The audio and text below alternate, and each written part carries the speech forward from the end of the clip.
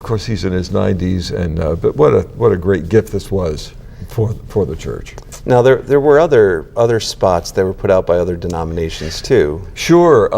In fact, just one more thing about the Freberg spots is when they went into the local community, you were able to take that generic line about the United Presbyterian Church off and put your own thing on. So in Virginia, it was brought to you by the Virginia Council of Churches. Here would be the Broome Council of Churches. Yeah, other denominations had their own shops and were pretty much headquartered in major cities where there were some wonderful media people around. A more recent spot that I want to move to is from the United Methodist Church. This is very sensitive, a series. This one is called It Rained Today, and it's so different from the Freberg spot. But let's listen to this. It rained today, and I thought about how long it's been since I laughed the way I laughed when I was 8 years old. How all the choices we make add up to define who we are and what our lives will mean to others. I'm 42 years old, and it rained today, and that's why I came. If you're searching for new direction in life, our hearts, our minds, and our doors are always open. The people of the United Methodist Church. It makes you want to cry. Well, doesn't it? I mean, it's touching. It's touching. It really is. An honest expression. I realize it's an actor reading a script, as almost every commercial is. But there's still something so genuine about it that, yeah, I'm 42 years old and I'm paying attention to the rain. Or what, metaphorically, what is the rain in your life? That's the other thing you could think about is, what are the tears in my life? When it comes on, I think you stop, because you're probably wondering what pill they're going to sell you. Right. What's this about? And at the end, it's the United Methodist Church. And it seems that the answer is, well, we want to help you be the best possible you that you can be. We want to embrace you. And to be with you. Yeah. Yeah. Comfort you. We empathize. The very fact that the church produced the spot means that the church empathizes with those rainy days. Right. For someone in middle age who is suddenly wondering, what's it all about? What's it all about? Yeah. And and as a middle-aged man myself, I'm 46. I listened to that and I was going, man, that's pretty powerful. Yeah. The idea that that the church could even embrace or help me embrace my own life. Yeah. Was kind of interesting to me. 30 seconds, and I think, if I had 30 seconds, what would I do with it? And these creative people have come up with some wonderful ways to touch people as they listen to the radio. And we don't usually listen to our radio in groups. It's one person to a radio, almost always. We don't even watch TV as a group anymore. We don't gather around the TV set. We're watching generally one person to a set or screen. Or even now, my kids watch Netflix on a little screen about that big. Yeah, right. So it's not even a TV screen. That's anymore. what I want to watch, is a biblical epic on a screen about 4 inches big. My life is all defined by about 4, that's right. 6 by 4 right. or whatever. And the next spot I brought along is from the Mennonites. Now, ordinarily we think of Mennonites as being like the Amish. They're not into electricity, or they're Luddites, but the Mennonites helped syndicate my rock music show. I had an hour-long rock show that was syndicated around the country, and we were running off 50 copies, and it was taking forever. And the Mennonites said, well, why don't you come up here and we'll send us the master tape. And I walked into their place and I thought, my gosh, this is phenomenal. Right. Then they played me a piece that they had just produced. It was a biblical rap artist who'd come into their studio to record something for young people, telling biblical stories in a hip-hop fashion. Right. Thought, these are Mennonites? Right. But they're also traditionally a peace church. Right. So here's a spot that is called Why Do People Fight? And it's a very effective use of an honest conversation with a young child. So here's the Mennonite spot. Why do people fight? Because they're angry. What else can you do? Just play really nice and have fun without fighting. What did you get for Christmas? A new baby doll. Would you like to be a mommy? Because I like to have babies. Let's make the world a better place to have babies. by learning to negotiate peace instead of killing each other's babies. Let's negotiate with reason instead of reacting with anger. A call for reason from the Mennonites and other Christians who care about all the world's children. I got chills just then. Yeah. Well, a little girl holding a baby is it's pretty powerful stuff, Yeah. when you think about it. When I watch the news at night and see the refugee camps Yeah. and see little kids holding their babies or playing soccer or football, I realize the vulnerability of these children. And here's a little kid playing with, on her suburban yard, and this man's talking to her about this.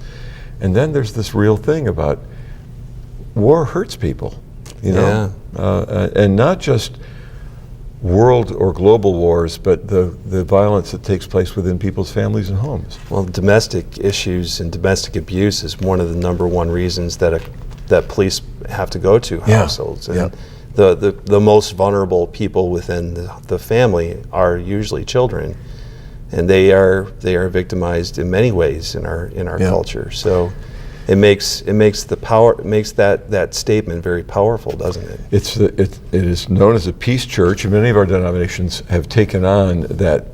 We don't mind that mantle at all. That Jesus preached peace. The other piece about the Mennonites is they had a series called Choice, and I looked for those online. I couldn't find my own collection of them, but I used them within my own programs back in Virginia when I did radio shows. I would use these spots.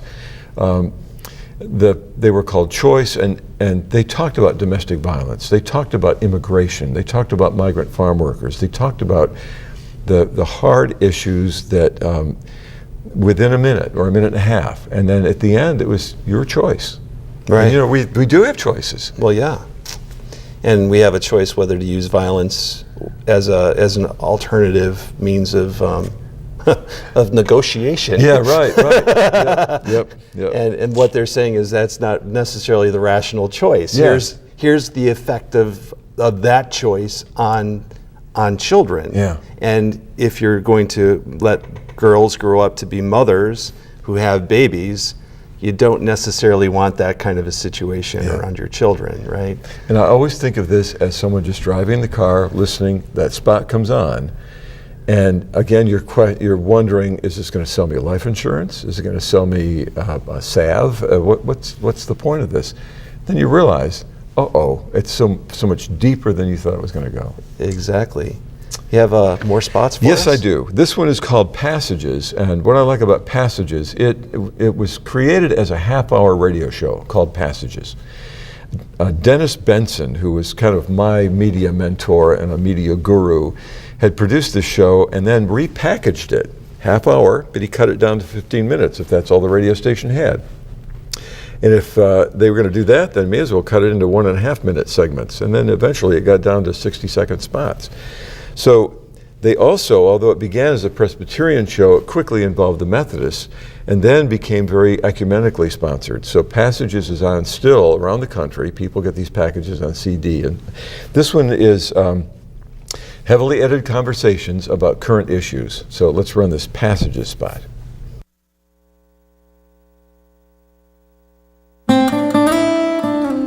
As destructive as this storm was, in 2.5 miles that our road carries, of the 15 homes that were destroyed, the biggest blessing, no one was killed, no serious injuries. It really could have been a tragic thing with human lives, and our family and neighbors felt very, very fortunate.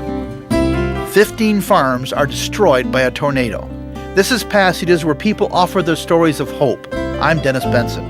Today, Lee shares, in his own words, the generosity of the community. With the large number of people that we had to help us and support us and clean our fields and take care of the very essential things immediately, one really didn't have much time to worry. Basically, you were so grateful for the support that we had from the greater community. We had a church group of 30-some people that drove 15, 20 miles and walked the fields, and just one group after another. There's a Mennonite group that wants to come in and rebuild a building for us if we can get the details worked out. Really, it brings out the best in people, I feel. It was very gratifying to our family to see the help that came. The story of Lee's survival is a gift from your Presbyterian and United Methodist friends.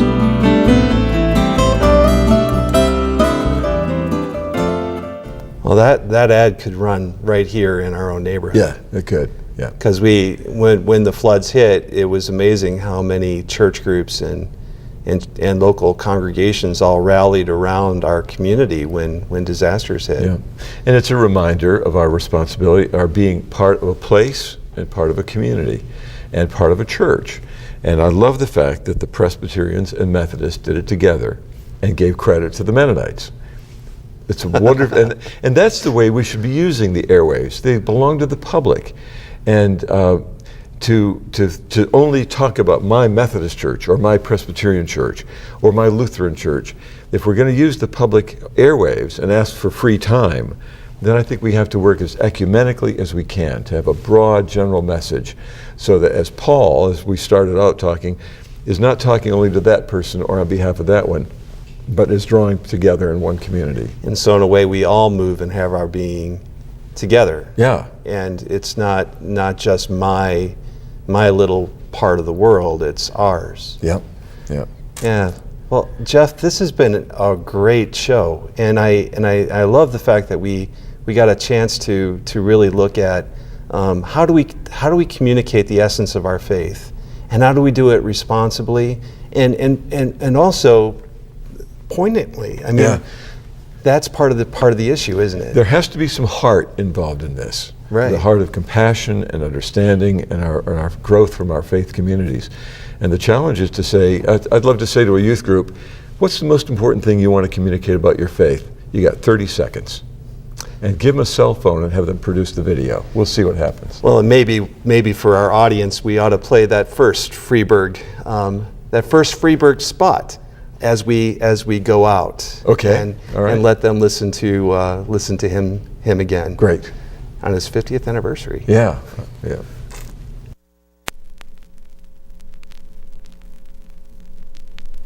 Well, I can't this Sunday. I'm playing golf, and the following Sunday I promised to take the kids to the beach. Man's got to spend some time with his kids, you know. Yeah, sure. Besides, we seem to get along just fine without church. You know, it's up to the individual. Gee, look at the time. I got to run.